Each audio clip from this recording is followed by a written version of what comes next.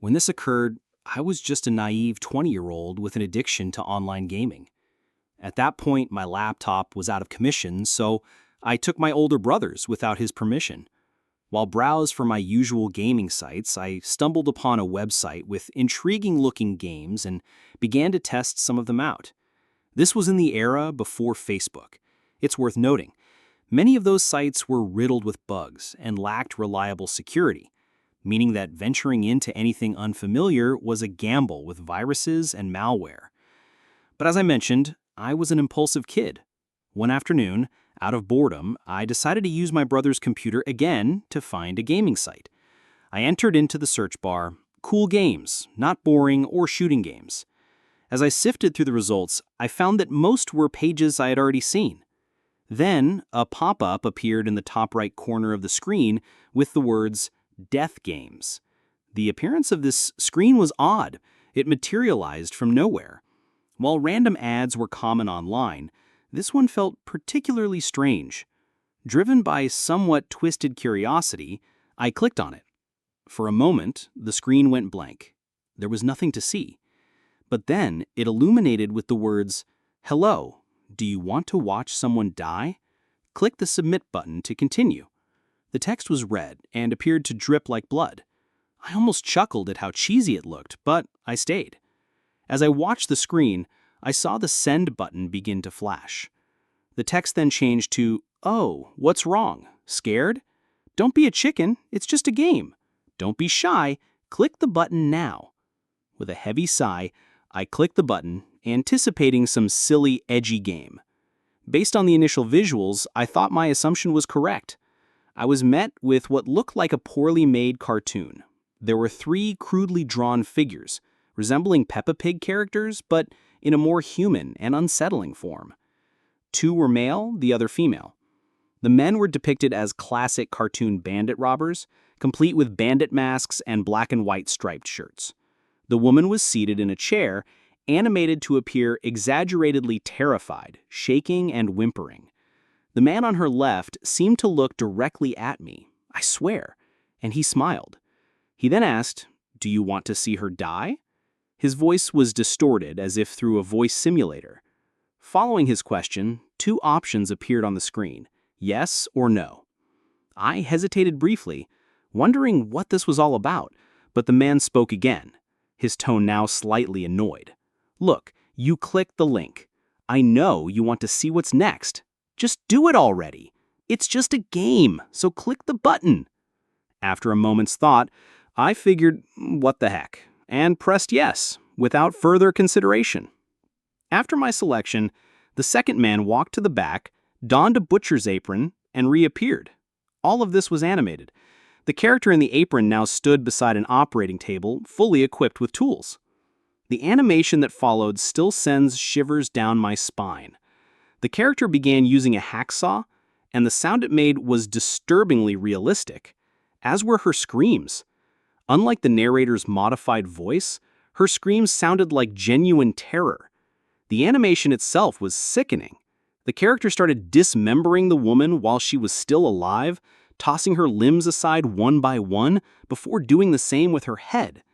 Throughout this, the sounds were incredibly lifelike.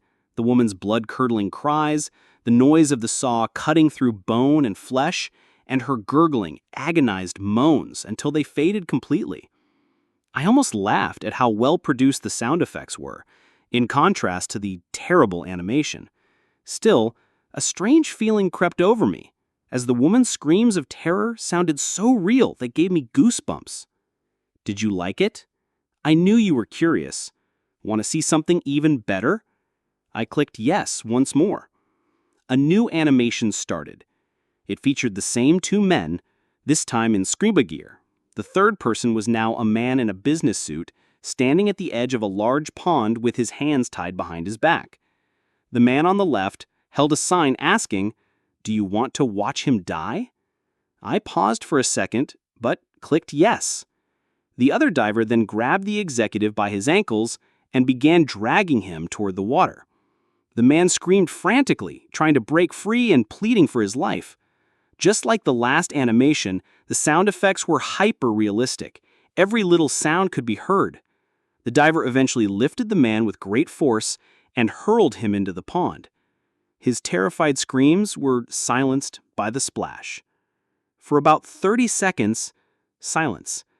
Then the man in the suit surfaced, screaming again. I could just make out something behind him pulling him back down. A minute later, he reappeared, but he was no longer screaming. The animation now showed that his arms were gone, with red lines drawn to suggest they had been ripped from his shoulders rather than cut, as if they'd been through a giant blender. Suddenly, the creature that had taken him emerged. A massive alligator grabbed him by the torso and dragged him underwater for good. I began to feel genuinely sick from these hellish animations. The fun was gone. I just wanted to leave the site and never return. But the screen changed again. This time, the two men were no longer drawings. They were real people wearing white masks in a gray room. Near them lay the body of a completely dismembered woman. One of the men held a clothes hook with the tattered remains of a business suit, soaking wet and dripping with reddish water. The disguised voice said, "Wasn't it fun to watch these two? You wanted more, and we delivered. They had to experience it, but you can too. Please don't leave. You'd spoil all our fun." Now true fear set in. I sat frozen in my chair, drenched in cold sweat. It was only then that I horrifically realized the animations were a cover for real crimes. These murders had been recorded and converted into crude cartoons to mask what was actually happening. At that moment, 3 options appeared. Yes, I want to experiment. No, I don't want to experiment. Or, I want to meet you. I clicked no, obviously, but nothing happened. A new message appeared. Was that a threat? What's wrong? Don't you want to have fun? You had an amazing experience watching us, and you chose no. You better choose right this time. I started to hyperventilate. My breathing became erratic, and my heart pounded in my chest. A bottomless pit formed in my stomach, and my fingers felt numb. I was in a full-blown panic. I repeatedly clicked no, mashing the button until the site finally closed. I swear I thought I was having a heart attack.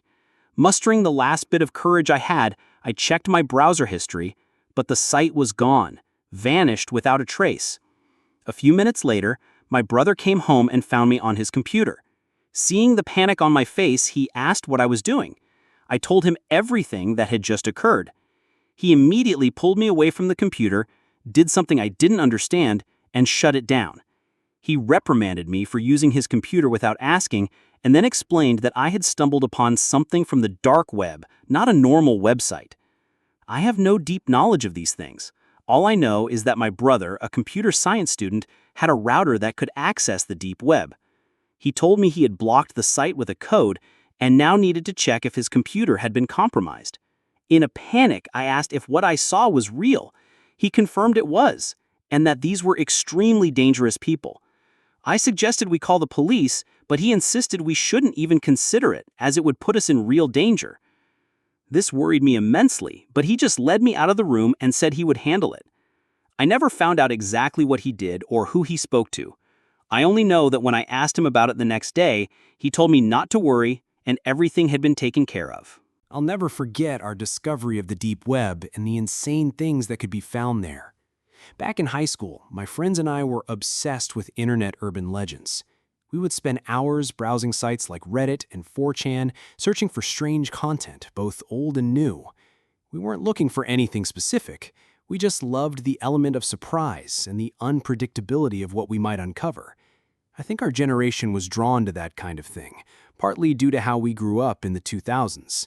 My friends and I were among the first to have unsupervised, high-speed internet access at home, so everyone was free to explore their interests.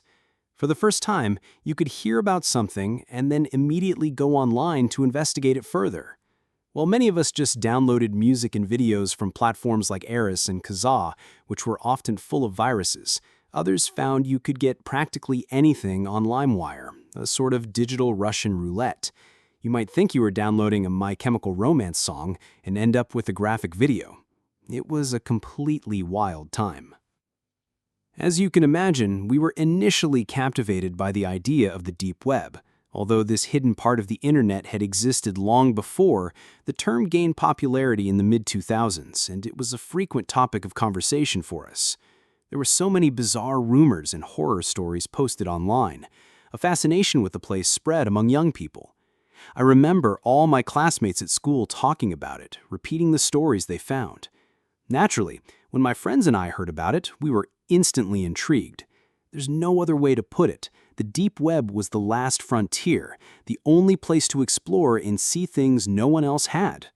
Of course, we had to see it for ourselves. We began researching what it would take to get in. None of us wanted to use our own devices, so we planned to buy a second-hand laptop exclusively for this purpose, having heard scary stories about hackers and other dangerous individuals operating there. We actually did some pretty intense research before attempting to make any inroads. As high school students, we didn't have enough money to buy a computer, but the desire to take the plunge was overwhelming. One day, tired of waiting, I decided to do it on my own. It's not that accessing the deep web is illegal, it's what you do once you're inside that can be. I told my friends I would do it from my computer at home. After a couple of days of research, I succeeded. I won't explain the method so you don't repeat my mistakes, but let's just say it requires a special browser. If you're determined to get in, you'll have to figure out the rest yourself.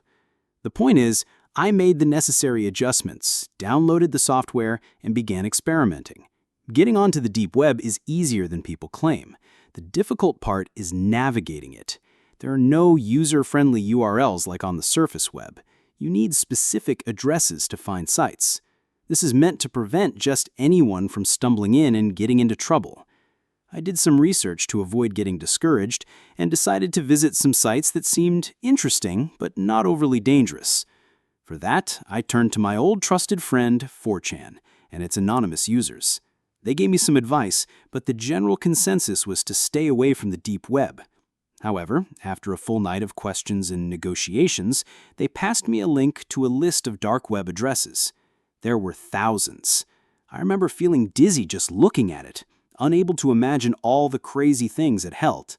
I started, as anyone would, one link at a time.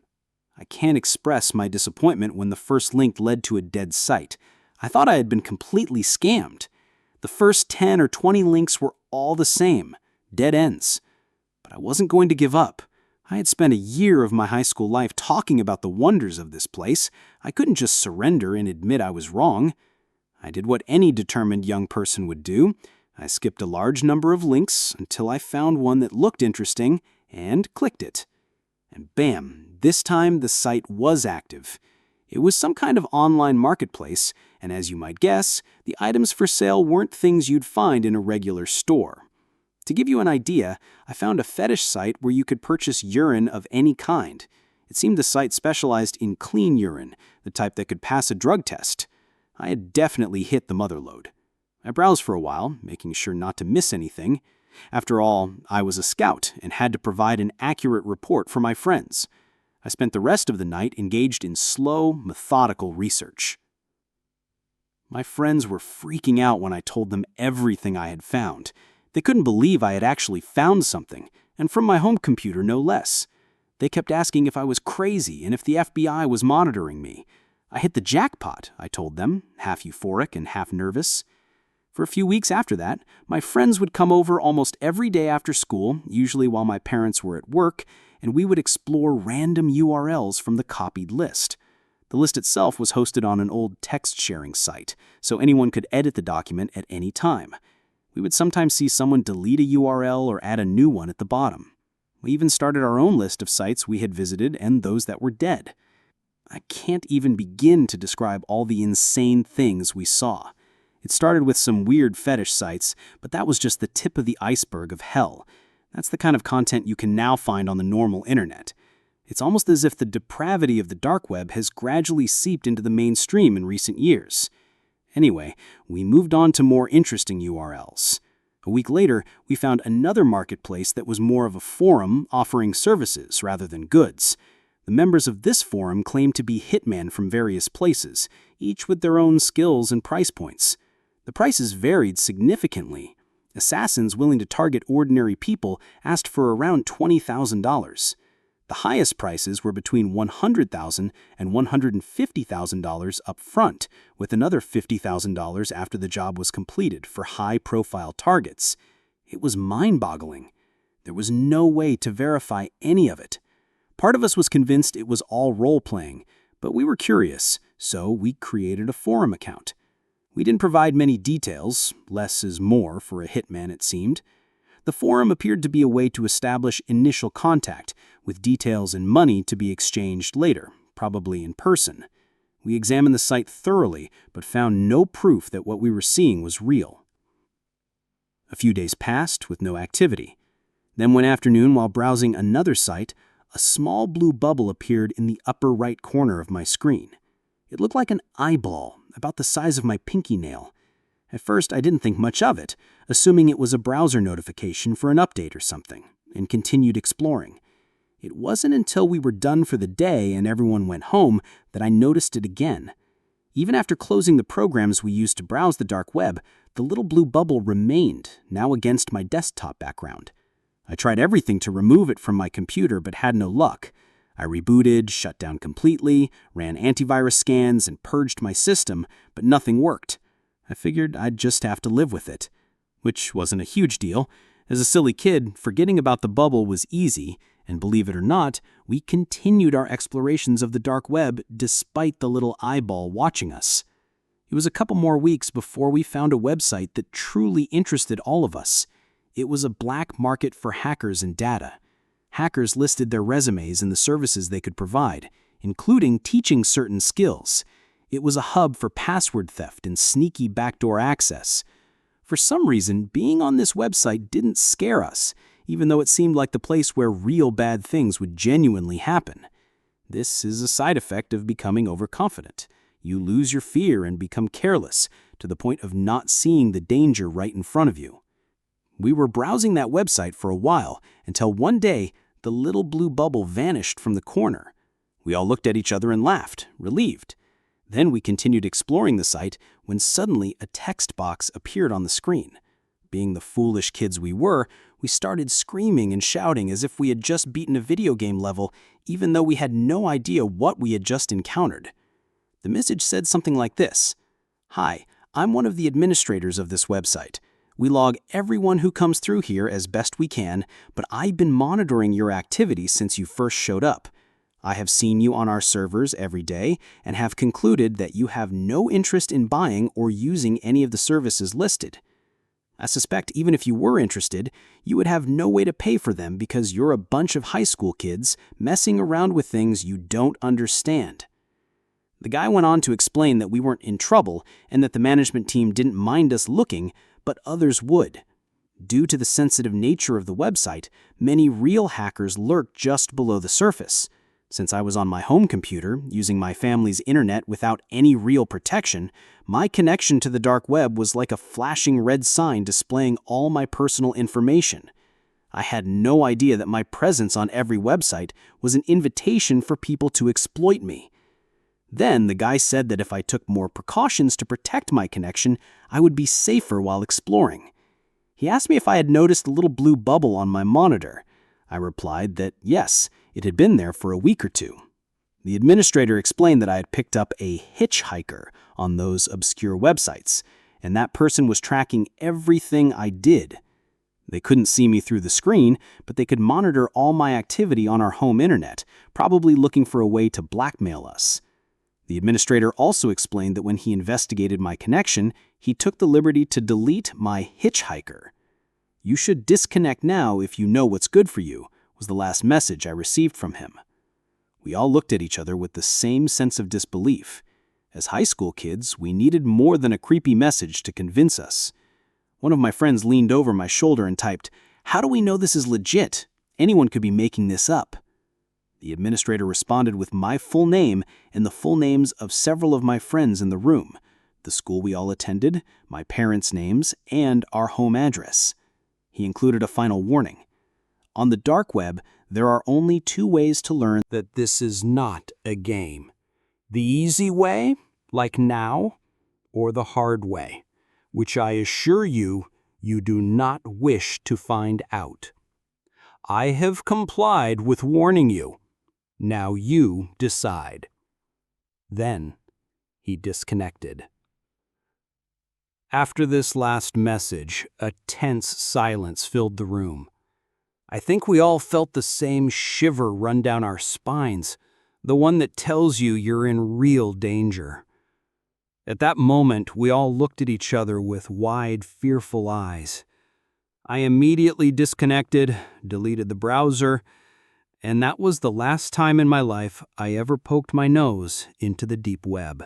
I'll start this story by admitting I'm an addict. Weed is my go-to vice, but if I want something stronger, I usually buy it from a friend who supplies me. However, this particular incident happened during a time when I didn't have a dealer, and a college friend suggested ordering through the deep web. At the time, I had no clue what he was talking about, but he gave me a general rundown and downloaded a browser called Tor onto my computer. He left me with 3 written URLs for pages where I could buy my usual cannabis as well as any other type of substance. And when I say any, I mean any. You can find absolutely everything in those places, from high-purity cocaine to drugs made from some exotic plant in a faraway country. Everything was available, obviously at different prices, but what surprised me the most was how easy it was to purchase things there.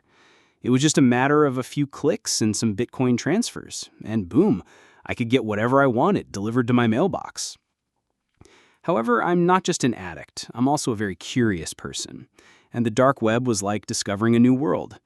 Initially, I only went on to buy drugs from sites my friends recommended, but one night I was sober and at home, a rare occurrence for me. Bored, I decided to open Tor and see what shady things I could find. My friends had told me about the dangers I could face, so I never wanted to cross that line before. But that night, curiosity trumped fear, so I took the plunge. If you've ever been on the dark web, you'll know you can't just search for red rooms or hitmen for hire and get results. You have to find the links to those sites first. So I started Googling, trying to find links to underworld websites. I know it's strange to actively seek out the worst things, but from the moment I entered the dark web that night, I had a strange sense of morbid curiosity. As I said, curiosity got the better of me. The thing is, I spent a good while looking for links, but everything I found was either too basic or the links were dead. I was about to give up, but in a last-ditch effort, I clicked on a deep web subreddit on Reddit. I didn't really expect to find anything. I browsed the most popular posts for half an hour before sorting by new, and that's when I saw it. A simple text post titled "Murder and the Life of the Murderer Services Ruined." The text box of the post contained what appeared to be a random string of numbers and letters. It took my tired brain a second to decipher it, but I quickly realized it was a link, probably to a hitman website. So I decided to paste it into my dark web browser. And what do you know? It worked. But before I continued, I thought I'd go back to the user's profile to see if they had posted any other links. When I returned to the post, however, the profile had mysteriously vanished. Anyway, I reopened the dark web and went back to the site. At the top was the name Assassins, Assassination and Life Destruction Services, next to what looked like a skull inside a tunnel. I laughed a little when I saw it. I thought the site must be fake. But as I scrolled down, I was not disappointed. There was a paragraph of green text on a black background, and the small box to the right that just said "Place an order." The text, which took up almost the entire page, listed all the ways they could kill someone. I laughed again because this had to be a joke. I was even tempted to place an order just to see what would happen, but I thought better of it. I was about to close my computer and call it a night when I heard a knock on the door. I live alone, so visitors are rare, especially so late, but when I opened it, it was just my friend Mark, who is also my trusted dealer. I let him in without hesitation, and he presented me with a huge bag of marijuana. I smoked for a while and got back on the computer, but after that, everything is a blur. I don't remember anything I did after that. I woke up around 9 a.m., lying on the couch, which meant I had slept for at least 6 hours, although it honestly felt like 2. I got up, made myself some coffee, and sat down to play video games, ready to enjoy a lazy Sunday as usual. But you can imagine my surprise when I opened my computer and saw that I had ordered my own death the night before. Although I thought it was ridiculous, I felt a pit in my stomach. Even when stoned, I usually make sensible decisions, so I don't know what the hell was in that weed Mark brought me. I kind of laughed it off. I didn't even remember doing it. I guess a normal person would have reacted differently, but I was still half out of it from whatever I'd gotten into the night before. So I went about my day. I won't deny that I was a little paranoid, but as I said, I assumed it was all a joke. I even laughed at the email I received from the website saying that Hitman was already on his way. However, later that night, a dark sedan parked across the street from my house. I didn't see it pull up, but as I was making dinner, I saw it through the kitchen window.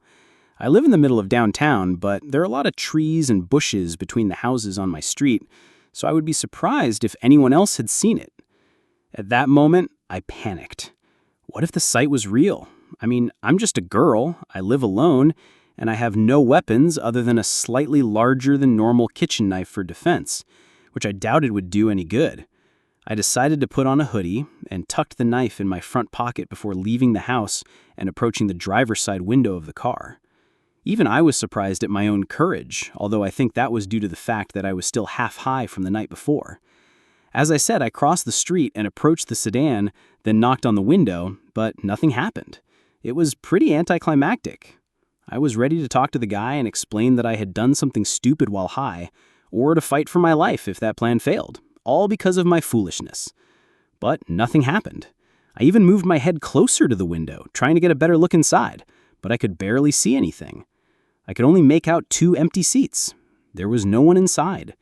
I had been scared for nothing. I decided to wait by the car for a while to see if anyone would show up, but after half an hour I got hungry and had to go back inside to get my dinner out of the oven. I swear it was only a minute between going inside to get my food and looking out the window again. The car was gone. I didn't even hear it start. What the hell? I muttered to myself. Then I closed all the curtains and locked all the doors. I tried to relax, but something didn't feel right. I still had the feeling that car wasn't there by chance. Just as I was starting to calm down a bit, the power went out. Then I panicked again.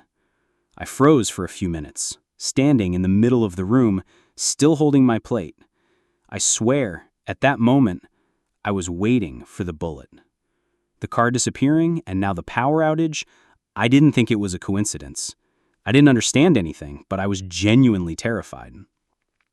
About 30 or 40 seconds passed, and then the electricity came back on, and all the appliances started to beep. At the same instant, I heard several knocks on the door. I immediately tensed up, but asked in a trembling voice, "Who is it?" No one answered. I asked again, and still no answer. I waited for about 10 or 15 more minutes, and when the knocking didn't resume, I gathered my courage again and walked to the door. As I did, I couldn't help but imagine opening the door to the barrel of a gun. I opened the door slowly, and surprise, there was no one there. But as I was about to close the door, I looked down and saw an envelope. It was a black envelope with no return address. I picked it up off the floor and took it inside. I hesitated a bit before opening it, but finally I did. My jaw dropped. In the envelope were several photographs of me taken from my own computer, showing me with red eyes and a lost expression. In the corner was the date and time, 3 a.m. that same day. They were probably from the moment I ordered my own death. Behind the last photo was a handwritten note that read, "Do not play with what you do not know, girl. You were lucky today. But if I see you on my site again, you're dead. Stay away from the dark web." At that moment, my whole body began to tremble. I felt a knot in my stomach and had to run to the bathroom to vomit. But as soon as I came out, I ran to my computer and completely deleted the browser.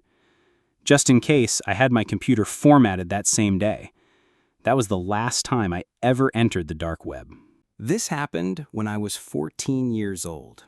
I have to say that I've been a victim of bullying for practically my entire student life. I'm the typical, small, skinny, bespectacled kid who gets picked on for his looks. And to top it off, I'm gay. In short, I've always been a magnet for bullies. However, the day came when I simply had enough of being the target of abuse from a group of misfits just because they considered me weak. So, moved by anger, I decided to finally do something. But what I did, far from making my life better, destroyed it completely. And not just my life. I was leaving school after our last class of the day, physical education, when suddenly I went face first to the ground, my face covered in dirt. I looked up just in time to see a soccer ball flying straight at my face again. Boom, it hit me squarely, and I fell backward, seeing stars. Ow! I cried out. Help me! Someone helped me up, but no one actually helped me. Everyone was too busy laughing. I got up on my own, wiping my face with my t-shirt while looking at the jerk who hit me with the ball. It was Juan, the school bully, and his friends were laughing as he walked over and pushed me back to the ground.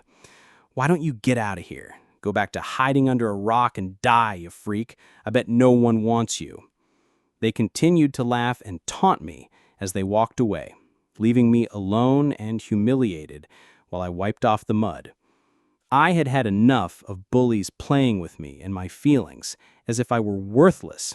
Their laughter dug into my back as I walked away, and with every step I became more and more filled with helplessness. I got home, locked myself in my room, and collapsed on the bed to cry out of sheer rage. I felt tears running down my cheeks until sleep finally overcame me. I felt trapped in an endless cycle of humiliation with no escape in sight. When I woke up, I felt no better. The problem was that this had been going on for years. I can't remember a single year that I attended school without feeling bullied and judged, being the target of aggression and humiliation from those who were bigger and stronger than me, and who thought they were better. It's something I learned to live with throughout my time at school, but not exactly something that I got used to. You never get used to that. It was exhausting and exasperating. I can't even describe how it feels. Only someone who has been through it can understand the way bullying destroys you morally and psychologically. And I was already at that point where you collapse and just say, enough. That afternoon, I opened my laptop and lost myself in the void of social media, looking for an escape, a distraction, anything to take me away from my reality. But every post, every photo seemed to mock me even more. So many people looking cool and bragging about their perfect lives, reminding me how alone and vulnerable I felt.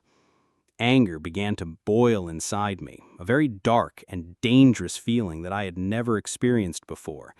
I decided to close the social networks and got on Google, looking for answers, looking for a way out.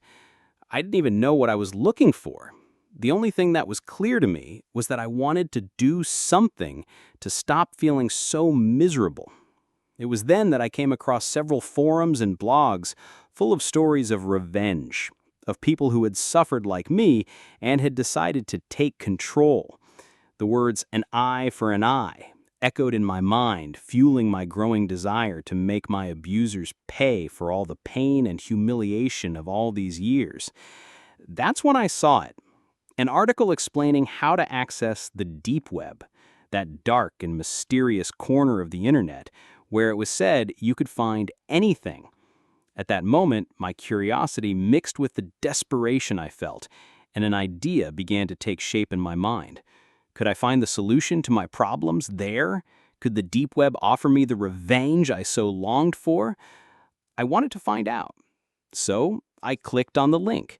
It took me to a page with a lot of weird links, but one in particular caught my attention. Hitmen for hire. I was somewhat surprised, but kept reading. The page said that they could eliminate anyone who gave you trouble. For a price, obviously. The first people I thought of were my abusers, and how good I would feel if they disappeared. Also, one of the packages was free problem removal. What did that mean? That there would be no more requests? I shrugged and hit the order button. I followed the instructions and put in the names and addresses of those who were bullying me. I added everyone I could think of, Even Professor Fernandez, who once gave me detention after class for my bad grades and gave me no right to defend myself, being that I wasn't able to concentrate on anything thanks to all the torment I was going through. At the end, there was a space where it said to enter the payment. It was $25,000 for everything. My eyes went wide. Obviously, I didn't have $25,000. Plus, it said the payment was in bitcoins, much less. I did nothing for a few moments and thought, well, at least I tried. I moved the cursor to the X and clicked there to exit the site. But instead of closing the page, a small window popped up where it said, "Do you have the amount to cancel? Yes, no." I thought it was really strange. I had never seen a site where they asked you that question. Well, it's supposed that if you requested a service, it's because you can pay for it. Unless you're a pathetic, angry, clueless 14-year-old teenager like me. I clicked on no to get the hell out. But then a new tab opened where they asked for my name and address. And underneath it said, "Payment for the job." I hesitated for a second before putting in my details, but what did I have to lose? I hit send, and something strange happened. Suddenly, a text saying "List of results" appeared at the top of the screen with a list of all the people I had put in. The weird thing was that my name was at the bottom in the section that said "Pay for work." But at that point, my mom called me for dinner, and I didn't have time to think about it. The truth is that I quickly forgot about it and went on with my life. Days and weeks went by. I had almost forgotten about it until one day I noticed something strange.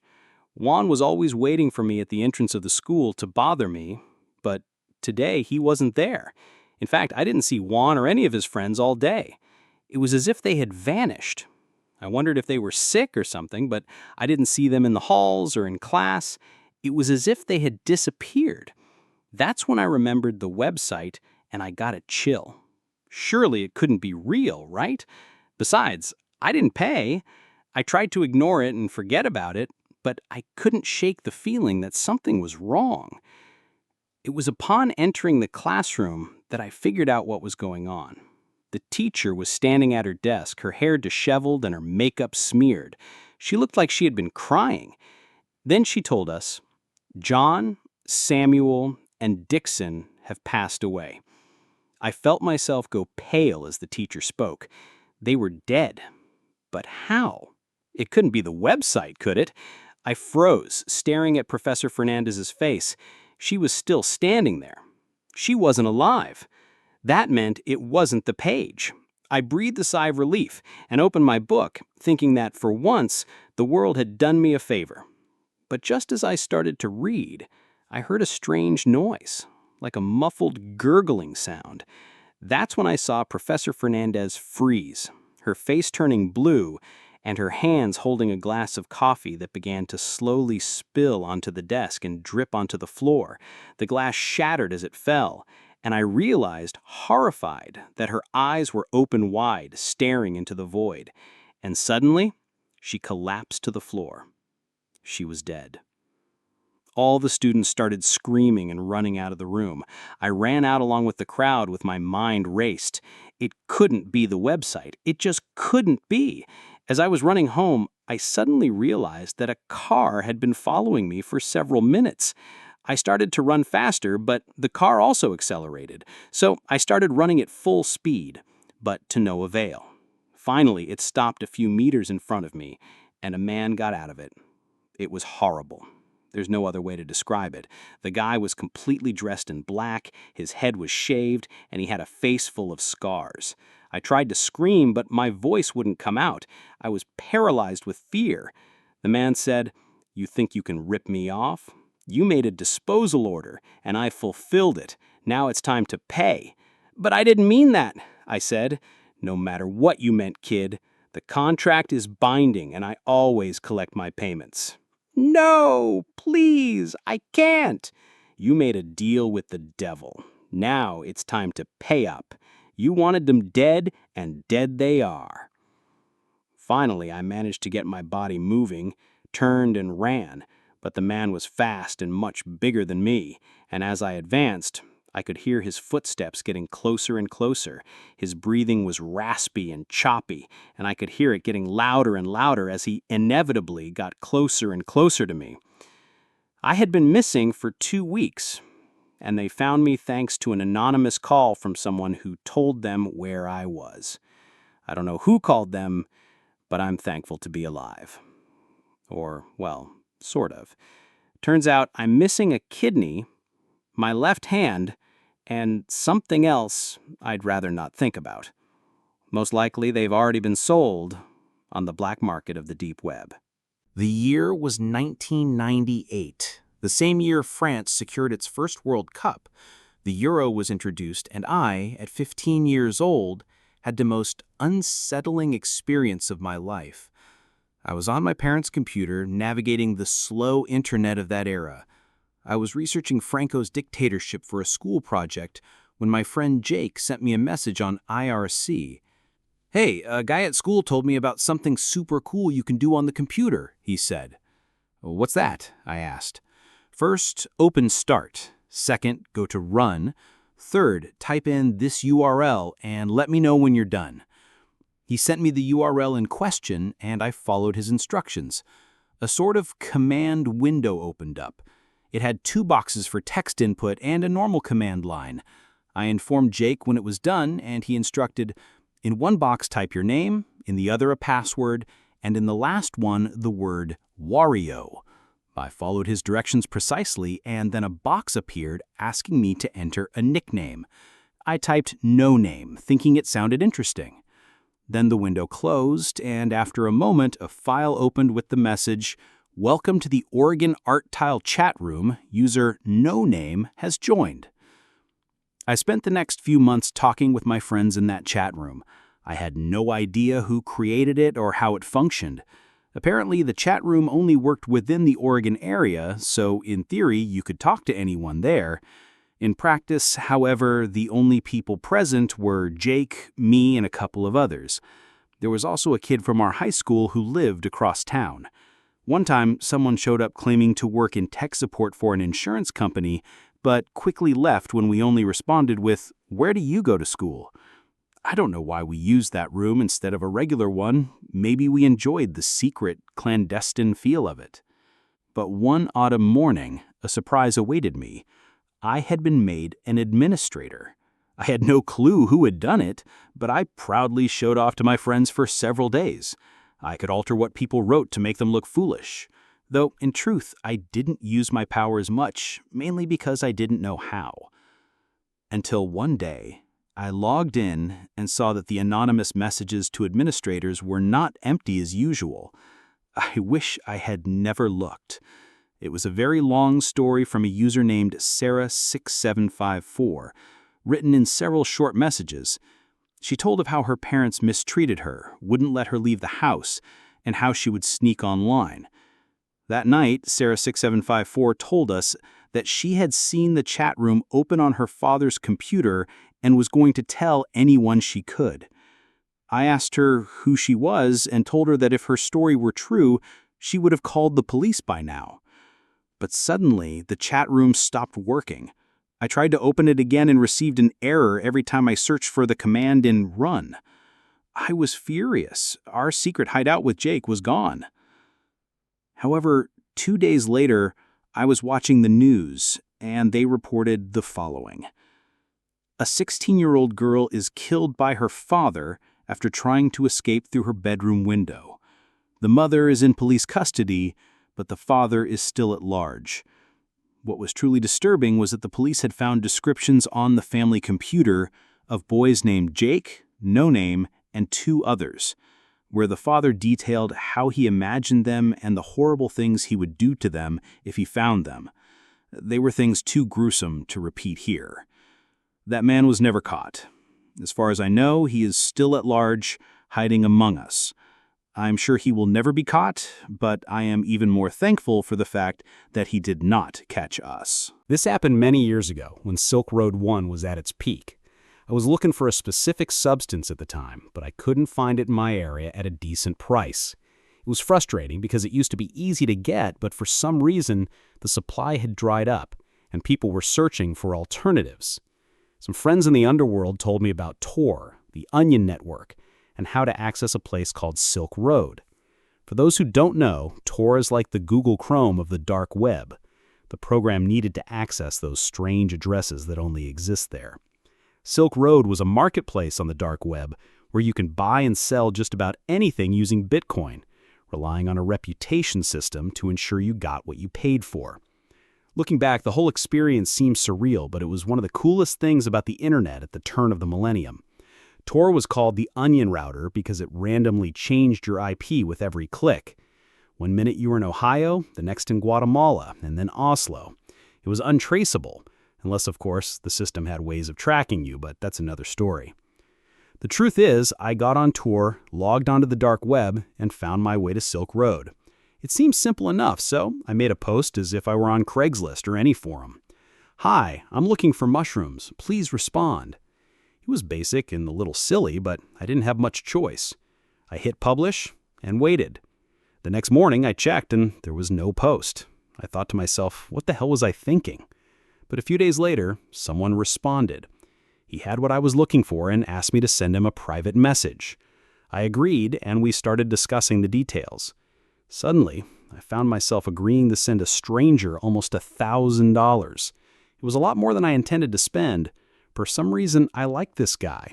Charming drug dealers have that effect, I guess. That's how I knew he was legit. I only had $400 set aside for the purchase, so the other $600 was going to come out of my rent and bills for the month.